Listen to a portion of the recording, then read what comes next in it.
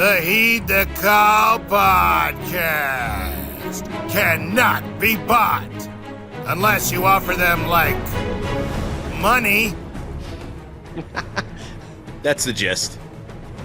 It's that time of year. It's funny money season. It's free agent fever. It's the free agent fervor. Free agent fissure. Free agent food. Free agent fluids. I'm losing the string. Dan Hanzus, Marc Sessler, Sessy. This is the Sunday that wouldn't quit. We are workshopping the free agency tag, and I think that you were taking us through that night. Yeah, free agency something. That's what we're. Yeah, that's the working title right now. Free agency something. And in the effort to be fully transparent with the audience, this is a addendum to a pod that we taped several hours ago. Yes. With Michael-Shawn Dugar on the Geno Smith trade, and a little bit later James Palmer and some of the various news items. And before we could get that show out the door, multiple bombs dropped here on this Sunday. And let it be yet another reminder, Ceci, that they could talk about the legal tampering period beginning on Monday, blah, blah, blah. But this, like, the mania of free agency, like the NFL, as is always the case, it cannot help itself. It can't just start Monday morning. It now bleeds deep into the weekend. This whole weekend has been news bombs, especially now in the last couple hours as we tape this. Yeah, the sound effect is correct.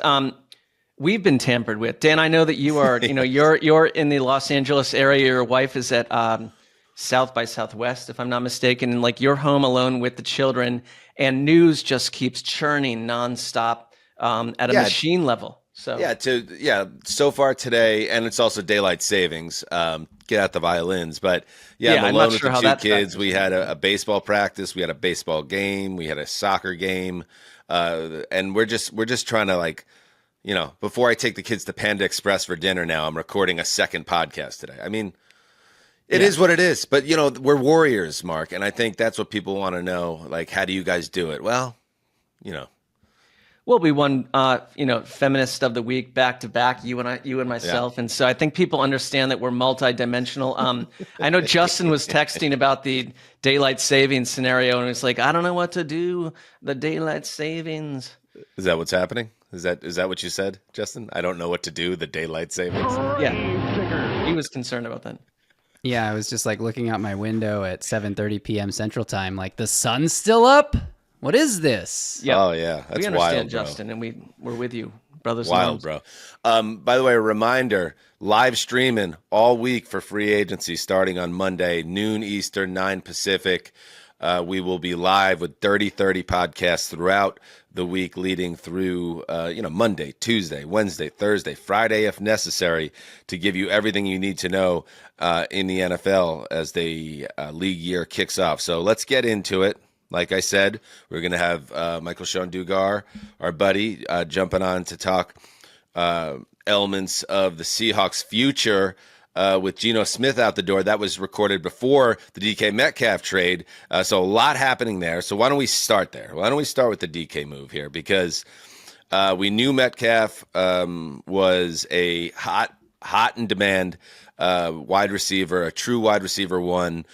And then the question was, okay, they trade Geno Smith. Are they going to follow through on this DK thing after they let Tyler Lockett get out the door? Yes, they do. So DK Metcalf gets moved, according to multiple reports, traded to the Steelers. And with that, in addition to the transaction, Metcalf gets a big extension. Pelissero calls it a 4-year, $132 million extension, the biggest contract in franchise history.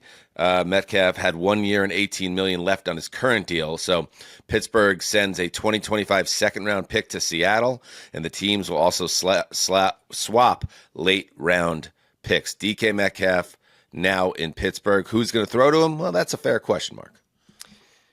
I mean, it's a team that, your leading receiver last year was Pat Freiermuth. We love it's good tight end, but like not a receiver as your leading guy, and so it's like it completely changes Pittsburgh's offense. You're right, though, they're incomplete. Like, who is going to throw to him? But like, I am trying to, from the other angle, think of a team that went through an overhaul offensively the way that the Seahawks have. I mean, it's just like everyone's out the door, everyone's gone, and like these guys are being picked up for not that much. That's not a high cost for DK Metcalf. I think it's a great wide receiver. Somebody called it on the Thursday show, by the way. Yes, she did. First round pick, Yep. blah, blah, blah. It always ends up being a little less than what you think. I think it's a good trade. This is what I'll say, Mark. Pittsburgh, a lot of us bellyache about how boring the Steelers are. This is an effort to try to change what's happening over there. And the Steelers have a lot of cap space. But they still are a little hamstrung on how to fix quarterback, and we'll see what they do. There's a lot of whispers out there about what they're going to go down in terms of that road, and Aaron Rodgers is, of course, one of the names that is being loosely attached to Pittsburgh right now. They could come out of this really surprising us, Mark, and go, and whether you think that would be the right move or not, collective view of Aaron Rodgers to Pittsburgh. If all of a sudden it's Rodgers there with DK Metcalf and George Pickens, with the defense and Tomlin leading the way, there's some juice in Pittsburgh for the first time in some time. Well, they're trying. Like, if you get Aaron Rodgers, like, things change a lot, and it de-emphasizes George Pickens to some degree, who I think has been identified as a bit problematic on some level. He fits. DK Metcalf just fits in the AFC North. I just see a fit there, and like I kind of love the addition. You're being aggressive. You're not taking a back seat. The Ravens have got some issues. For me, I'm just like, this is a cool move. This is what free agency kind of is. It's like the landscape changes and players come and go to new places, and the Steelers look different to me. And so if you're a Steelers fan, you'd have to say we're at least trying. Who the quarterback is, though, is a massive question in the next chip to fall. Yeah, and it will this week, most likely. We'll see what happens with Pickens. Pickens is entering a contract year where he's going to make $3.4 million. PFT noted it's roughly 10% of Metcalf's new money average. That is stuff that you hear, like that stuff matters in locker rooms, and Pickens, who is somebody who might be a little bit difficult to deal with. Is it possible this move was made by Pittsburgh to then spin Pickens somewhere else? We're going to have to see. But as a 1-2 punch, if they can make that work, it's interesting for the Steelers. So we'll see where they go from here. And again, in just a few minutes, we'll talk with Michael-Shawn Dugar more about the Seattle side of things and where they go now that they have moved on from, yes, both DK Metcalf, but yes, Geno Smith as well. All right, in other quarterback news, and this is big news, and it dropped like a bomb in Western New York. Josh Allen and the Bills, yeah, they're staying together. They reached agreement. Not that we thought that they weren't staying together, Sessler. Right. But this is like they're taking care of their dude, the reigning MVP. They reach agreement on a record-setting 6-year, $330 million contract that runs through the 2030 season. That includes $250 million guaranteed, the largest guaranteed total ever given to an NFL player. So Josh Allen, everything the Bills ever could have hoped for and more as a former top 10 pick back in 2018. And he eclipses Deshaun Watson, who previously had the record for guaranteed money, which was $230, all guaranteed in that cursed Browns trade and signing. So Josh Allen gets the bag, as they say, buddy. I mean, I feel like the financial, like these deals, like they're just going to happen in these off seasons. This is massive money. It kind of speaks a lot to the salary cap, to NFL, the way that quarterbacks are paid compared to 10 years ago. Great move. Why would else you do it? Like we are watching players like Matthew Stafford was in theory dangled out for a trade. Like Geno Smith is moving on. Like the Bills are sort of saying, no matter what's happened to Buffalo, we are all in for the next half decade plus on this person. And correct move. I don't know what else you do. You just pay these guys. I'm curious, yeah. The real thing, what does it do in terms of flexibility for the Bills, and how is the contract structured? Some of these big time guys will put a lot of wiggle room in the language that allows them to get paid, yes, but also allows teams to spend, like Patrick Mahomes. Josh Allen's previous deal, I think, kind of was like that as well. So there are elements of the contract that it's fair to wonder, like, how much it will hamstring the team. But listen, like, you do what you got to do, and I'm thinking, Justin, if they made this move now, they did it with, obviously we're keeping Josh Allen long term. But how do we now, during this window in his absolute prime, do we set up the roster and the salary cap to be able to bring in talent around Josh to finally get it done? So that's probably a big part of the decision-making here as well on the eve of the league new year. Yeah, you're tossing to me for analysis. I love it. Let's do it. Josh Allen and the Bills. Amari Cooper's a free agent. James Cook's a free agent. They have a lot to figure out, so they got to get the numbers. What? Is this not happening? No. Why are you laughing? It was just funny the way you said that. But then you didn't even hit your Gravedigger drop. You were so caught off guard. I was caught off guard. Yeah, I mean, the Bills, like, we saw them try to move away from having that one target on offense, Stephon Diggs, and move to this spread the ball around system. So obviously Josh Allen is the maestro that makes it all go. There was never a world where Josh Allen wasn't going to be the Bills starting quarterback for the next decade. This sort of keeps the money more manageable and pays him at a rate that he deserves to be paid at, because he was tied to this team regardless. Like, they didn't need to do this Right. year. They definitely didn't need to do it today. But if they're going to do it today before free agency opens, so that you have like the full picture of what your salary cap sheet is going to look like over the coming weeks. Yeah, and they ripped up the final 4 years he had remaining on the current contract. So they just kind of did it over again. And yeah, you would think, like I said, this was done with, trying to set them up long term. And in terms of locking in with a quarterback, there are few guys I could think about in the history of the league that I'm more comfortable with in terms of, okay, is this guy's body going to hold up? He's built like a tank. He never misses games. Allen and the Bills are a great marriage. He just fits everything about the Western New York vibe and the Bills. So good for them. I wish my team drafted him back in the day, but they did not. Good for you, Bills fans. And maybe one day he gets you over the hump and back to the Super Bowl. In other news, Davante Adams. Good for you, Davante Adams. You know what I mean? Like, Right. we don't know where we do not know at this moment, Jinx, where Aaron Rodgers is heading. But we do know that Davante Adams the last couple of years, it's been routinely explained that he, wherever Aaron goes, Davante wants to go. So that might change here, because Davante Adams agrees to a 2-year deal with the Los Angeles Rams. Initial report from Ian Rappaport indicated that, by the way, the Metcalf trade, if you want to talk about how the sausage gets made, I was looking at my phone when the Metcalf trade went down. What was I don't even know. It was either the Metcalf trade or the Josh Allen trade. It doesn't really matter. Schefter, Rappaport, and Schultz, literally the same second the tweet came out. From all three. Yeah, agent texts you, then you text it, you tweet it, And I don't know how, but the same second. Like, I looked at it, it was 31, 30, 29.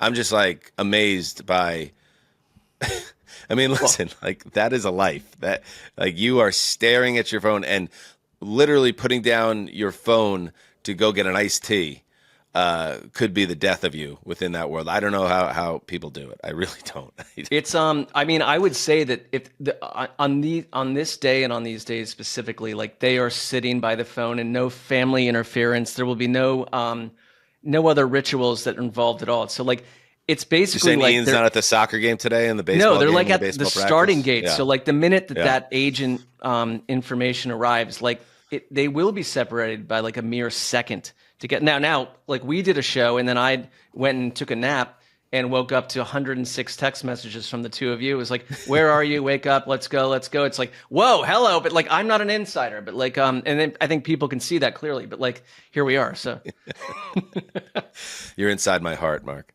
Davante Adams, yes, heading to the Rams. The top 10 football insider. It is the report is that the deal is worth $46 million, $26 million of that guaranteed. As I said, Adams, even at 32, really played like a number one wide receiver.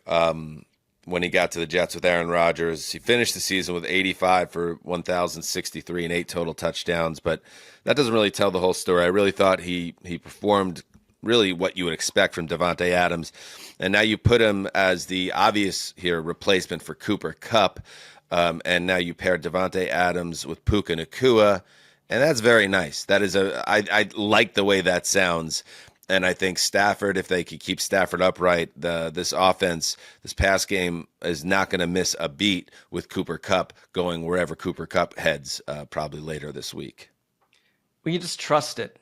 Like I just trust like the McVay offense with Adams and Stafford. And like we're in a world where like I kind of think this probably never was going to happen, but we could have had a world where the Rams didn't have Matthew Stafford and they didn't have Cooper Kupp, and you're filling in the blank with, Jimmy G or someone else. Instead, you have Stafford, you've got Puka, and you now have Davante Adams. Like this team believes they are a true Super Bowl competitor. That's how they see themselves, and they've like aggressively rebuilt themselves. And this is a massive moment for the NFC West. Like I think this is a Super Bowl contender, and you really can't look at them in a different way. Yeah, they seem like a team that could be ready to take the next step with a good free agency, good draft class. And like I said, I think Adams will fit in very well with that offense. And you know that Sean McVay knows exactly how to use him. And to your word, Mark, yes, I trust that that's a good fit for Adams. And even if he's not playing with Aaron Rodgers, he's put himself in a good situation here in what will be, the final years of his, as a player or a high-level player, he's in the right spot to thrive. A few more quick things before we throw it to Michael-Shawn Dugar. The Patriots are signing Harold Landry, who was cut loose by the Titans, to a 3-year deal for $43.5 million with $26 million fully guaranteed. Big money. Also getting big money, this from Jordan Schultz. Linebacker Jamie Sherwood will re-sign with the Jets. Also, similar money, $45 million, 30 of that guaranteed. Sherwood he stepped in for C.J. Mosley last season and became an anchor for the Jets' middle of their defense. So keeping him was a smart move. And the Falcons have agreed to a 2-year, $45 million extension with left tackle Jake Matthews. That's from Rap Sheet. So that's where we're at, Ceci. And we're not recording again today. So, NFL, that's it. The door's being closed on this end until tomorrow morning as we throw it now.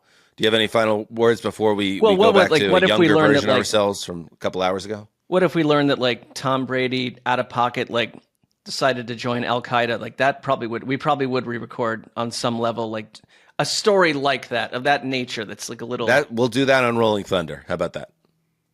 I like that. I think that's tonally that fits over there. All right. Without further ado, I want to throw it to John Schneider, the general manager of the Seattle Seahawks, who just about a week and a half ago had this to say about Geno Smith. Geno Smith has been your starting quarterback ever since Russell Wilson was traded to the Broncos, entering the last year of his contract. Mike McDonald's made it clear that's his guy. Yep. I mean, is there any doubt that Geno Smith is the guy for 2025? No, I mean, Geno will be meeting with his guys down here, and and I don't foresee him not being with us. What are we even sending these GMs and coaches to Indy at this point if they're just going to lie to our faces? I need the truth. Tell the truth. Tell the truth. Tell the truth. Yeah. We need that. So, Mark, let's do it. Let's go to someone who really knows the truth and what's going on up in Seattle after a blockbuster trade. Geno Smith headed to the Raiders, joining us on short notice, and we really appreciate it. The great Michael-Shawn Dugar of The Athletic. Money Mike, what's up, baby? What's up? How you guys doing? Oh, Mike.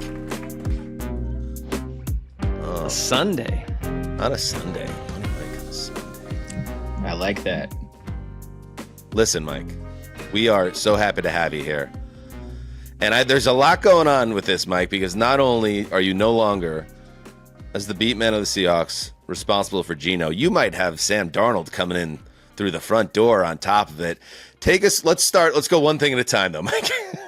Let's go one thing, because that's pretty heavy. I know it's a loaded thing if you listen to our show and you know where Mike stands on Darnold. But with the Geno Smith move, you heard Schneider lie at the combine. That's what they do. How shocked were you that this went down, this move, sending Geno Smith to the Raiders for a 3rd-round pick? I wouldn't even call it Schneider lying, because I would imagine at that point, so that was Tuesday of the combine. They met with Geno's guys, according to Schneider, on Friday. I just know how quickly things change in the NFL. What's true Tuesday may not be true Saturday. I do believe that he thought there was no doubt at the time of what he said to Chris Sims and Mike Florio of Pro Football Talk, that there was no doubt that Geno will be their guy for 2025. I do believe he thinks that. I also believe that they had a number in mind that they felt Geno was worth. It's kind of unclear what that is. A report now that it was somewhere between 40 and 45 million a year. Another report that was around 35 million a year. I'm still trying to get to the bottom of that. It kind of goes back to what we talked about in our 10 Commandments about, like, for the media, agent fluff, what these deals are genuinely per year versus what they're worth up to per year. I think that's very important to consider with Geno. Remember, his last deal was worth 25 million as a base, but it was worth up to 35 million per year with performance escalators. That's a huge difference in reporting, depending on, who you get that information from and how you want to present how the Seahawks felt about Geno. I think that's part one of what John said and how the Seahawks feel about Geno. Part two, going to whether I'm surprised, not necessarily, because I've always felt that Geno's teammates and Geno's coaches felt stronger about him than John Schneider in the front office. You could just kind of see it with how John talked about him versus Geno, versus how Mike Macdonald talked about him, how Pete has talked about him, how his teammates have felt about him. Hell, how opponent coaches have talked about Geno has been stronger than John Schneider, who last offseason at the combine, this was John also telling the truth. He said Geno is our quarterback until he's not. And that kind of went overlooked, I would imagine, outside of Seattle. But here, I heard that because I was at the combine. I said, that's nuts. And that means you don't love this guy. You just can't imagine. I can't imagine someone feeling that way about me if my wife was like, yeah, he's my husband until he's not. Like, come on, man. That's not how vows work. That's not even an answer. It's really not an answer. Right. So when John said that last offseason, and then when Geno's agent called John or, reached out to John to say, hey, let's talk about extension last offseason, sometime around the spring or summer, and John basically shut it down, that told me that there was a gap in how Geno saw himself versus how John Schneider in the front office saw Geno. And when you recognize that there is that gap, there's always a possibility for divorce, which is what happened here. I have no problem with a decision to move on from Geno Smith. Like, I kind of think, like, we understand he's in a certain tier of quarterback, but, like, if you are Mike Macdonald and you're entering year two, you moved on from your offensive coordinator, like, DK Metcalf could be out the door, Lockett's out the door, your quarterback's out the door. Like, how are you, if you were to pitch this to Seahawks fans, like, what is the bigger picture here? What are we trying to do by September that locks us in as a team that's attempting to win our division? Well, that's a tough sell for Seahawks fans. I'm very bad at selling hope, but let me give it a shot. There's money to spend and offensive linemen that would upgrade the roster available for purchase, per se. You got multiple centers that would upgrade the situation, multiple guards that would upgrade the situation. You'd be overpaying for average to above average players in these instances, but at the end of the day, you still have to field centers and guards, right? Like, whether they're expensive or they're cheap, you have to put three guys out there at center and two guard spots. So you can do that. There are viable paths to that, whether you get a Drew Dahlman, whether you get a Josh Myers, where you get a Ryan Kelly, where you get a Will Fries, Aaron Banks, whatever. There are ways to upgrade the offensive line, which has been the problem for, like, legitimately a decade. You upgrade that. You have a fixed defense, which I do believe is legit. I believe in Mike Macdonald and his defense. You have that. You still have JSN. You have a draft class that can produce wide receiver twos. I don't think this draft class has many wide receiver ones, but it has twos. You get you a two to complement Jackson. You fix your run game, your offensive line. You're downgrading a quarterback, but upgrading the support, which is perhaps a path to being a better, more competitive team in 2025, as long as Mike Macdonald takes the defense up to another notch, 2023 Baltimore levels. That's probably the best I can do. Yeah. And I personally get why this marriage ended on both sides, because what Geno has given the Seahawks for the past few years is nice. I mean, when you could be a productive quarterback, right, but not cost a ton of money, you're kind of threading a needle that doesn't really exist. When we'll talk about it later, like Derek Carr, who's at this point well on the other side of the Dalton line, in my opinion, just is going to get $40 million from the Saints this year. So if you're Geno, you're like, I'm better than a lot of these fools. Like, I should be getting at least 40 a year. They wrote me off. I ain't right back though. And then I ain't right back. Let's go. If you're the Seahawks, then you have a situation where it's like, listen, we like Geno. Geno's good, but Geno's not great. And what are we trying to do? We're trying to win a Super Bowl. Maybe it's just time to take a different angle. I get all that. The bigger question is, what does this mean for the Seahawks now going forward, Mike? Is this a team heading toward some type of rebuild, at least on one side of the ball? Like, does this change the DK Metcalf conversation? And with or Sam Darnold, are you hearing the same things that are out there right now, that is almost like part two of this, the other shoe that's going to drop? Yeah, on the Darnold part, I believe that Darnold's smoke. I believe, my colleague Diana Rossini, she's been all over this. She's done good work on this, and she was on it, like, with her tweet of the trade. Like, she immediately had, they're targeting Darnold, which kind of aligns with how the Seahawks operate. They would not have gotten rid of Geno without a plan already in mind, something probably close to set in stone. I don't know how close the Darnold thing is to being real, but I believe that that's option number one for them. And it would make sense for Darnold, right? If you want to go somewhere that's like competent, you don't want to go where, you're crossing off the Jets for obvious reasons. You probably don't want to go back to New York and play for the Giants.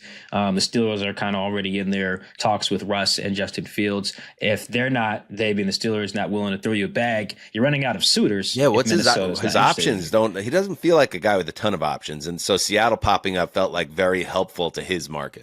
Oh, yeah, absolutely. So I believe that is option number one. As you guys know on this show, I am not super high on Sam Darnold, but he's at least, it's something you can sell to the fan base if you build around him. That would be the sell. It's like, we just saw Sam play the best he's ever played when he had help. We're going to give him help. That's how you sell it. Whether that comes to fruition or not, it is something that you can legitimately put out as a blueprint. We just saw Sam ball out, Pro Bowler, like deservedly so too. Is it a fluky one year? Maybe, but you see what happens when Sam had a competent O-line, at least until that playoff game, a good play caller, perhaps one of the better ones in the league, a great defense, run game, play action heavy scheme, as good a supporting cast as you're probably going to find in the NFL outside of the Eagles. Like, you can sell it. You can sell it for sure. I personally am not buying it, but you can sell it. And that really spells out what the Seahawks are doing here. This is the same team that got rid of Bobby Wagner and Russell Wilson in the same offseason and told the fans they wanted to win. That if you can do that at that time, you can get rid of Geno and DK and send the same message. Whether I agree with that or not is a different story. But like, if from John Snyder's view, this is not totally dissimilar of a situation in terms of guys you're getting rid of while still trying to compete. I think one of the, as the beat reporter, you're inside the room, inside the house, and you can see like power structure. And for the person out there that's just following these moves, like John Schneider, who you kind of mentioned on our last show, like was maybe not always the most popular person with certain players. Like that makes sense for a GM, but like you got John Schneider, you got Mike Macdonald, a new coach. What is the power structure and who's calling these shots? And like, is Mike Macdonald, is he being heard here? That's a good question. I would imagine he's being heard, but there's going to be a different dynamic than Pete because Pete ultimately had veto power. He was the vice president of football ops or something contractual that allowed him to have the final say. According to John, and just kind of how I've heard it over the years, Pete didn't use that very often. And in fact, there are instances of Pete deferring to John and letting guys that he liked walk away, Now, Pete is pretty confident. He feels like he can go out there and win with the right type of guys no matter what. But, Russ left, little different circumstances, but Bobby didn't come back that first time. Pete would have loved to have Bobby. He wanted to have Bobby back. He did not want to cut Bobby. He said that while sitting next to John Schneider after they cut Bobby. So you can see, even with veto power, John was still running the show. Now let's talk about that in the context of Mike Macdonald. He does not have that veto power. So who you think's running the show? It doesn't mean that John's walking in there saying, this is what I'm going to do. Shut up, little man. I've been doing this for 20 years. No, that's just not how it's going to work. One, he's bigger than him, so you can't call him little man. But two, John recognizes the importance of a collaborative process. I believe, without talking to Mike, that he would have liked to have Geno Smith in 2025. He just told us a month ago he can win a championship with Geno Smith. I don't think anything in Geno Smith's game has changed unless his right arm has fallen off. That would lead Mike to think something else other than the fact that he can win a championship with Geno Smith. So I think Mike is being heard where defense, offense, special teams, coaching hires, draft prospects, free agent discussions, But ultimately, this is what John is willing to pay guys. And as you guys know, in the NFL, what you're willing to be paid is interpreted by the players a lot of times as how much you are valued. You can say you love me. The coach can say you love me or whatever. But when I get in that room and my agent comes back and says you offered X and I believe I'm Y, well, I'm worth Y. I'm going to associate that with how much you want me around. And John has had a history of telling guys how often he wants them around or whether he's willing to give them a contract extension or negotiate.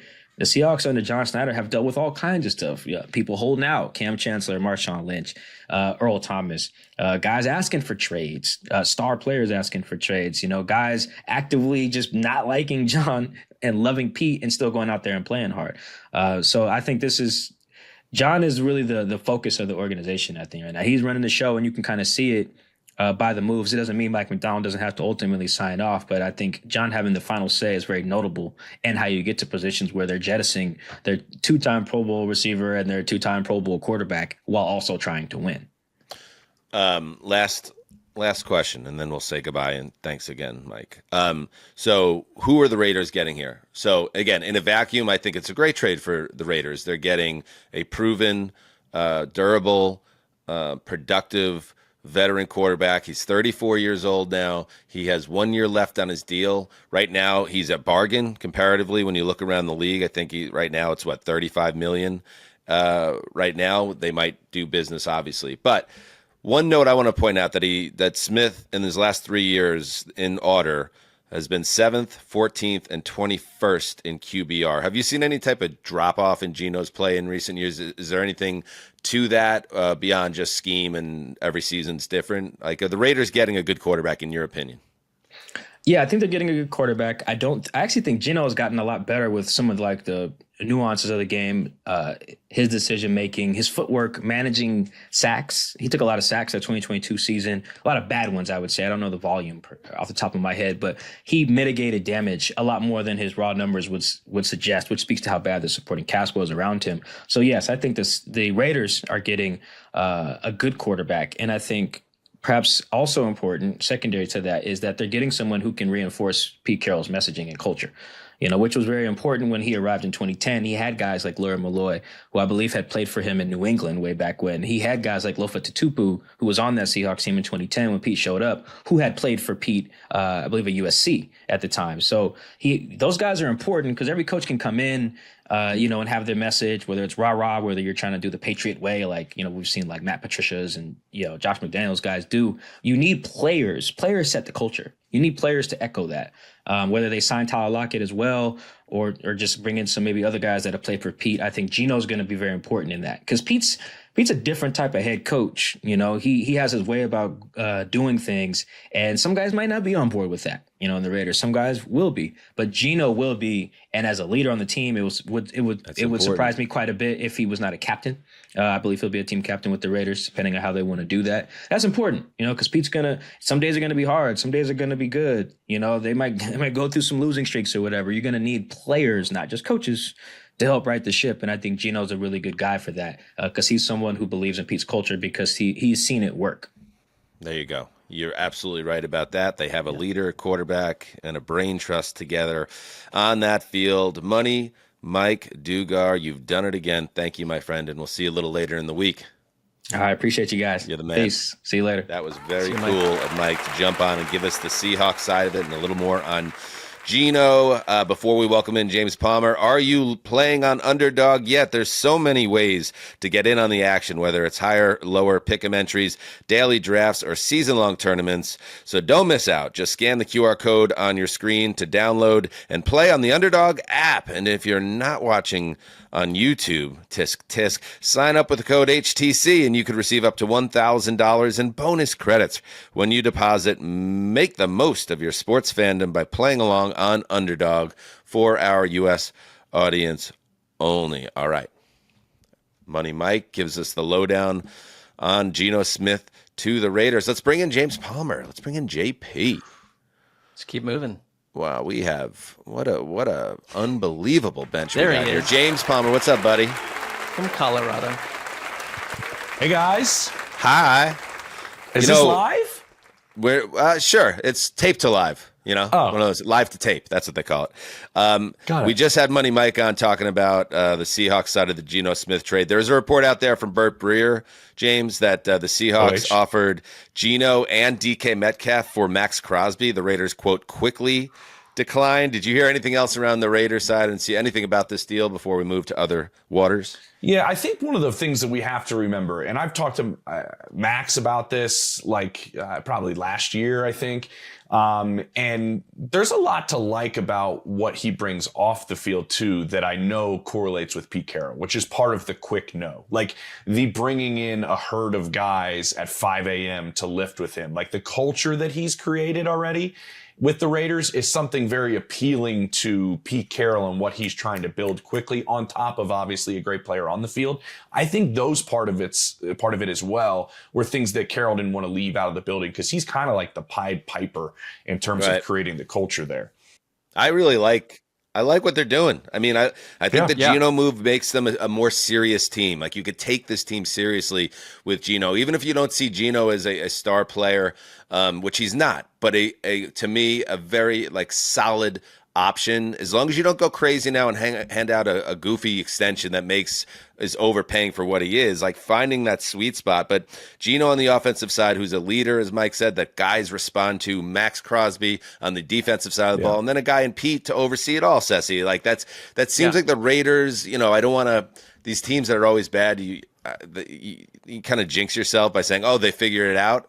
But maybe they're starting to figure some things out here. Yeah. Pete Carroll does not want to spend 4.5 years creating how the room should look, the culture, the feeling, the energy, the conversation, the verbalization. Like, that's happening right away. Like, to your point, James, I'll never forget. I went to report on the final Raiders game in Oakland. They played the Jaguars and they lost. Like, thank you, Derek Carr, but they lost. But there was a woman photographer on the sideline. That wasn't his fault. That was one of the most egregious blown calls ever. Really, I'm just saying. I'm not pinning it on one Derek person. Carr always taking shots. You were there. Yeah. You knew he slid down to win the game. Your own eyes too. And they screwed him, bro. I'm not. It's not really a Derek Carr scenario, but on the sideline before the game, when I was down there for all the fanfare, there was a very powerful woman taking photos with one of these giant cameras. What do you mean, powerful woman? Very powerful in her body and in her spirit. And it was the mother of Max Crosby. She is a photographer, and she was down there on the sideline photo capturing. And he was a rookie at that point. It was his first season. And who knows what would have come from this. But I do think, to your point, that the Raiders this offseason feel like they finally, and it's we can't just say it's Tom Brady, but the Raiders have some sort of compass or direction at this point. Little juice. They got some grown-ups. It's been a long time. They've felt like a floating ship on the sea to me, and they feel a little bit different now. I mean, are we talking 12-5? No, we're not talking. No, but we're talking take us seriously in a division where we've never taken you seriously with in the Mahomes AFC West era, but now it's we got Tom Brady in there making moves. We've taken the owner; he's got a wonderful haircut. We've moved him out of the way a little bit, so. Yeah, I like that. Yeah, I mean, you hit me with 6.5 over under on Raiders. I'm banging the over. Let's go. I'm going over 8. I'm curious what they do weapon wise for him, because they're kind of quietly shopping Michael Mayer. They're kind of quietly looking around to see if anybody wants Jacoby Myers. How do we shuffle this around? And we still need an X, right? We need a number one to a big body receiver on the outside with Brock Bowers, who I talk to people around the league all the time, guys. Like, there are many people around the league. This is the best tight end in football already after 1 year. And then I look at the O-line compared to what Geno came from.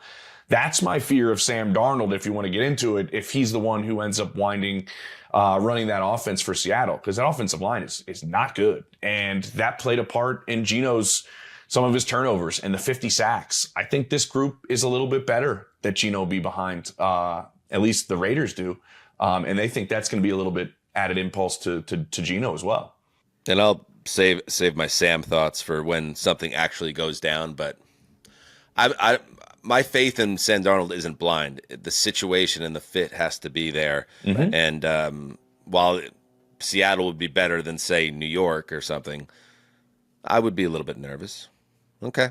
Let's see what else is going on. Okay. Huge news what came down this morning with the Cleveland Browns. Myles Garrett, he demanded out. He used Super Bowl week from New Orleans as a soapbox to scream he wanted to go somewhere because he wanted to win. And guess what? Money wins in the end. It always does, because the Browns pony up a massive contract for their star defensive end, $123.5 million in guaranteed money, averaging $40 million a year.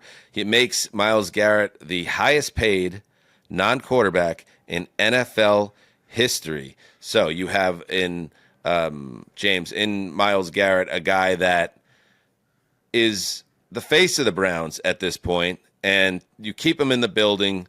You have to pay him like a quarterback to do it. Your thoughts on the move and whether this is something the Browns will live to regret, or this is something they had to do? Am I going to say something nice about Jimmy Haslam right now? Oh. Like, do it. I did put this out on the Twitter X world of, like, this is kind of wild. Like, your star player wants to meet with you and you do not want to meet with him, and you rebuff the invitation. Usually what happens across the league is what? Like, when things get to the point that they were at, where Myles Garrett is, like, hinting out there through some intermediaries, like, I'm willing to miss some games. This is going to go for a while. Usually what happens, the owner steps in, right? The owner, they step in and they find a way, because they're usually great businessmen, right? They work the room and they find a way to find middle ground. Haslam didn't do that, didn't meddle, and he let Andrew Berry take care of it. And I texted some people this morning in that building being like, how did this happen? How did this 180 happen? And one of them back was like, the only two people that truly know are Myles and Andrew. And I was like, wow, that's kind of interesting. Did Jimmy Haslam allow his general manager to make this happen? Like, by staying out of the way? Like, I'm kind of curious, and we'll find out soon, probably, as all of us will be digging on how this finally went down. Obviously, the money's a huge part of it, but there had to be something said on Andrew Berry's part about what he sees doing with the number 2 pick, what he plans to do with the rest of the organization over these next maybe 18 months. And you have to think part of that sold Myles Garrett as well as the money, because he does think a little differently. He does, if you've ever interacted with him, Myles is wired a little bit differently. And so I think there was a pitch in there that maybe Jimmy Haslam let Andrew Berry make, and it might have hit, honestly, because the deal's done. I was never in this for the money. I was. That's why I did this show. But it turns out that the money was an absolute necessity for me. I don't know. Justin, our producer, texted me earlier, like, are you happy that this happened? As a lifelong Browns fan, like, I don't know. Oh, Sassy, you're killing me. Oh, wow. Why? You've been on our show twice this offseason, leading segments, ruining that the Browns can't keep their star players. I suggested and how they sad trade and him on our upset last you were episode. for the Browns that Myles wants out, and what a failure it is. And then the Browns pony up and keep your guy, and you're still not happy. Utter nonsense. I literally suggested on our last show that they trade him to reorganize the entire franchise. Like, here's my problem. When you are unsuccessful as a sports team, you've got these players saying, like, I don't believe the vision. I'm not sure what the vision is. Like, I want out. Like, you're treating the team like a disgraced wife or husband. I don't like the way that this went down this entire offseason. It feels disrespectful if you're a Browns fan. And I would be like, fine. I would think a lot of Browns fans were siding with Myles Garrett, Mark. On honesty, I see his point of view, but like that now, like money solved it. Like, I guess the mystery is, and you're right, James, where we need Nancy Drew to come in her like pastel, outfit and come and solve all this. It's like, what is it that Myles Garrett was told that makes him happy? Because his whole thing, like I get it, he's a poet, he's like intellectual, but it's like he wanted to be told that the organization had a vision. What was he told that solved all of this? Because all I think he was told was money. Well, so don't come at me with this high horse of like suddenly the Browns came at you with a vision of what they're going to do. The Browns can have visions all day long. Will they achieve it? That's a whole different. We don't know what they can achieve. Like Myles Garrett the vision was money. Yeah. Well, I would think, but that's okay though, right? It was a negotiation. It's okay, but don't come at me saying like I want to be part of a winner. I want to be like they're not a winner, and they may not be a winner. You want money, and you got it, and so have a nice time. That's where I'm annoyed with it. Like, move on from someone that actually needs something different than money. You want to go to a winning team. I get that. You want to go to the Commanders. I get it. In this situation, you just took the money, and I don't. But that was probably agree. his goal.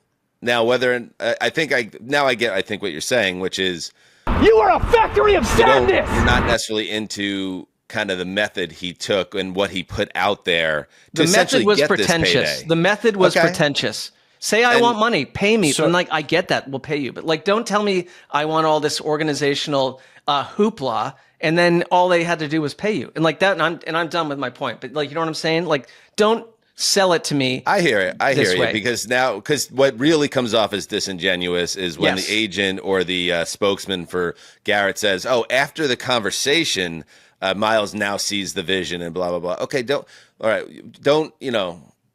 pee down our leg and tell us it's raining. It's just like we know what happened here, and he got his bag, and now the question becomes, James, like, are the Browns sufficiently built to build around a player at a quarterback rate for a defensive end? Like, does this make it more likely that they go and get a young quarterback that's on a rookie deal, or are they going to have to get cheaper at quarterback in the free agent field? I want to see which way.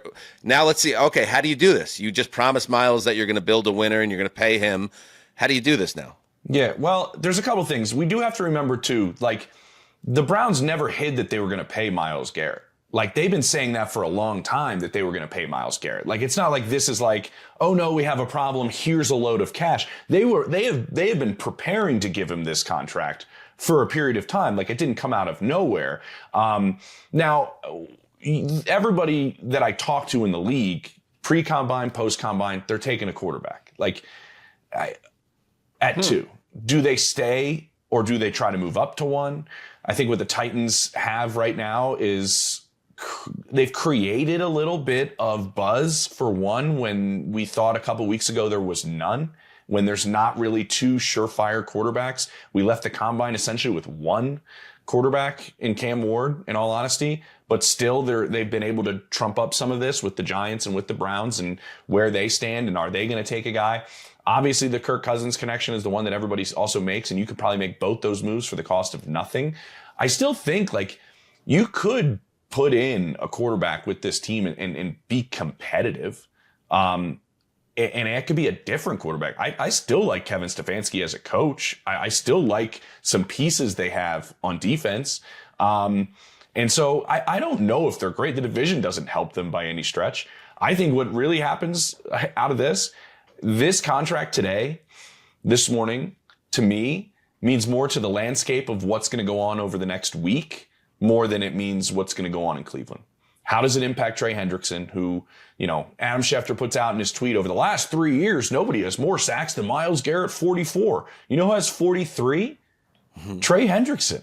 So, how does this 40 affect him? How does it affect Micah Parsons? How does it affect the trade market for Trey? Because there is one, certainly, but now the number's different, so how the compensation changes. You had Duke Tobin go out there and say at the Combine that we're going to make Jamar Chase the highest paid non-quarterback in the NFL. Whoops. Yep. You keep waiting. Now this deal gets done. Keep getting dinged. And now your hope of getting 36 to 38 for Jamar Chase to beat the Justin Jefferson contract now has to exceed 40. So I think the ripples throughout the league is the most fascinating part of this. And it penalizes the teams, like Jordan was saying last week, like the teams that draft and develop and then do business with the players that they decide are their cornerstone figures before they necessarily have to do and get put in a situation where at their mercy of what's happening around the league. That's what's happening. Look at the Cowboys now. Great example, Dallas, right?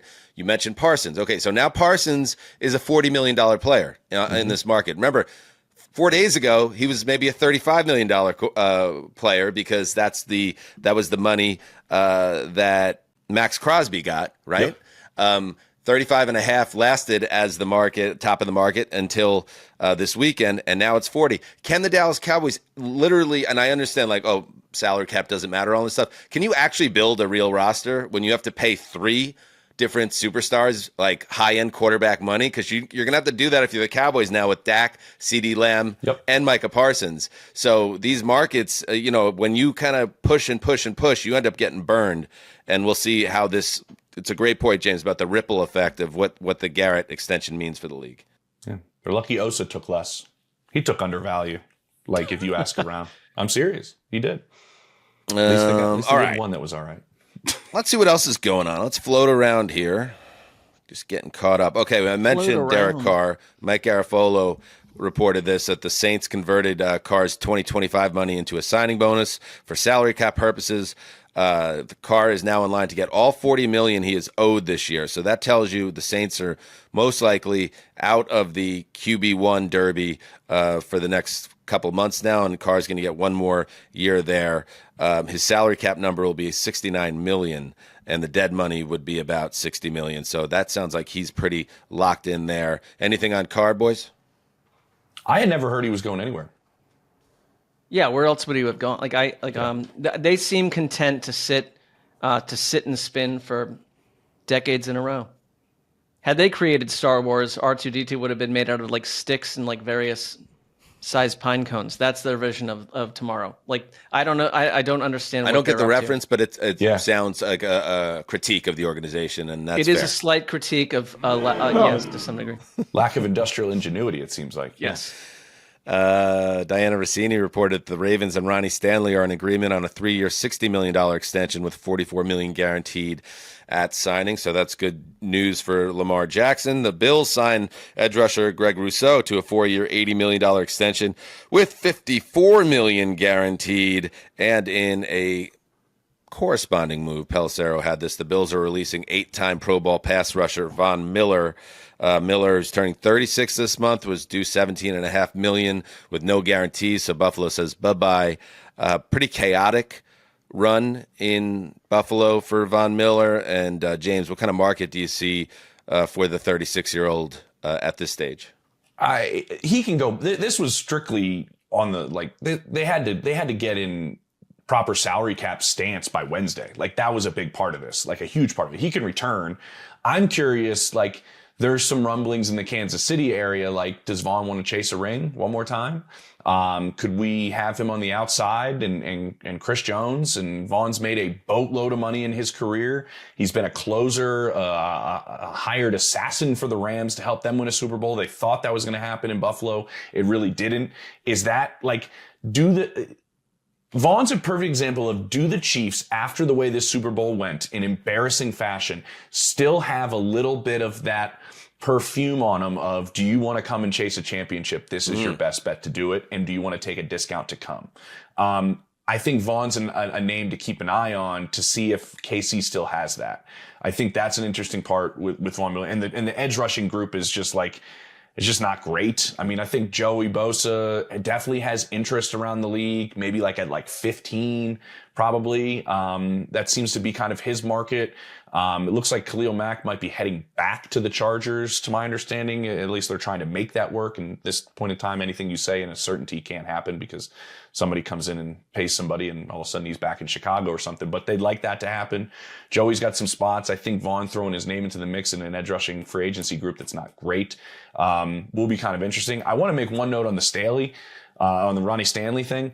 Like there were a lot of teams that were really hoping that he would hit, because there are not franchise tackles in this draft, and the league knew that.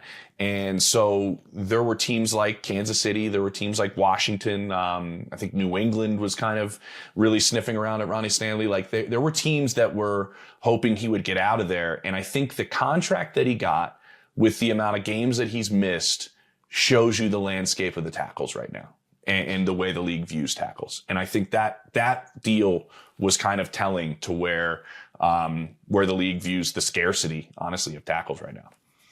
Who's the best tackle in the market now? Like who's the guy that probably Moore Jr. Dan Moore Jr. probably. Him and Cam Robinson. I would say you want to take another chance at Mekhi Becton on the outside. Like these are your options, or Ronnie Stanley, a guy that's had some injury issues, obviously, but came back and showed that he could still play the guitar. Finally, speaking of the Chiefs, they are re-signing free agent linebacker Nick Bolton to a new deal. Rap Sheet has it at 3 for $45 with $30 million guaranteed. So yeah, huge. And yeah, to your point, I understand that was an ugly Super Bowl, but shit happens. Like I still think the Chiefs carry a lot of juice, probably around the league, and a lot of players want to be there because if Pat and Andy are there, that they're going to win 11 to 14 games, and they're going to be in the dance, and that's where championships are won. That's where money is made. So as long as that continues to be a place, and Bolton is a big part of their D.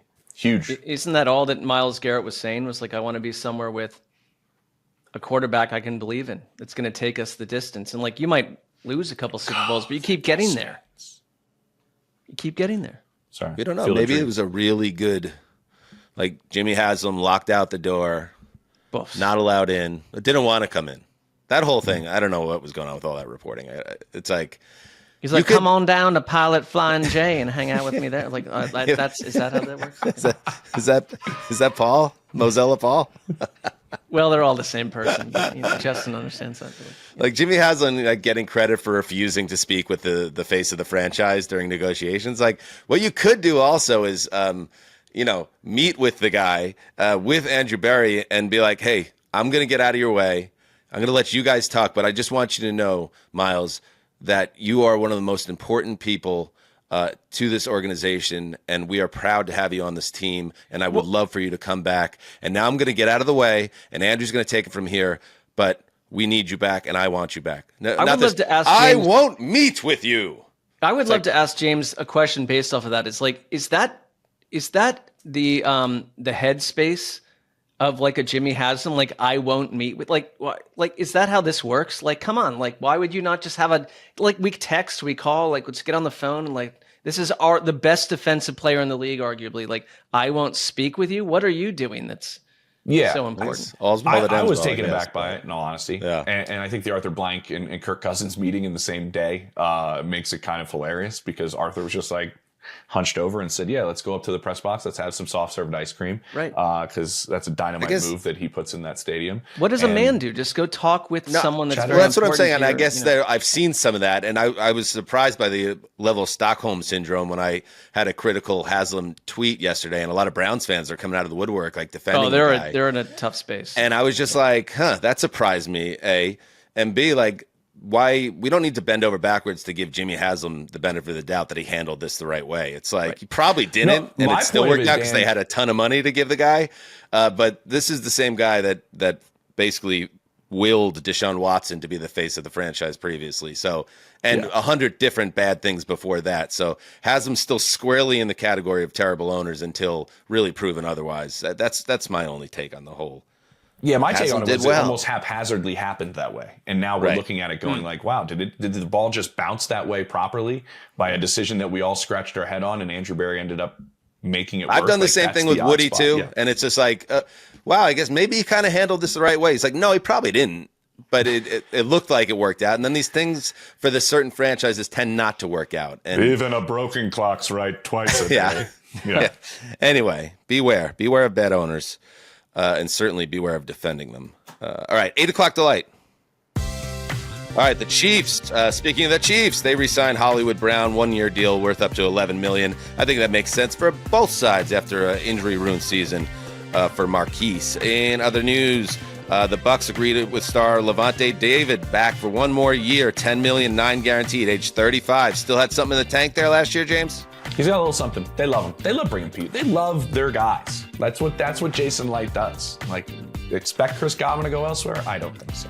Cardinals, one of their guys is outside linebacker Baron Browning. They bring him back on a 2-year, $15 million deal. The Lions are doing a lot of work. They are planning to release pass rusher Zadarius Smith. He had 9 sacks last season, Mark. He should have a market. Good player, like traded for him, like he fits in. I don't know why you'd move on from him necessarily. Productive everywhere he goes each year. Jerron Reed, defensive tackle, re-signs with the Seahawks, 3 for $25. Bengals re-signed Mike Gesicki, 3 for $25.5. Panthers re-signed tight end Tommy Tremble on a 2-year deal. Also, Zach Ertz is going back to the Commanders, 1 year, $6.25 million, $9 million with incentives. He had a really nice, strong close to the 2024 season. I mentioned the Lions. They're bringing back edge rusher Marcus Davenport on a 1-year deal. Linebacker Derek Barnes signs a 3-year, $25.5 million extension. Tutu Atwell and the Rams, 1 year, $10 million, fully guaranteed. $10 million for Tutu Atwell. Is that where are we at there, Jim? There's a scarcity of speed right now, and that's an indication of where things stand with these kind of guys that can really stretch the field vertically. You look at the rest of the free agent market, and you got Keenan Allen, who's 33, you got Hop, who's 33, you got Amari Cooper, who's 31. I think the Tutu Atwell deal is an indication of like Darius Slayton getting some money.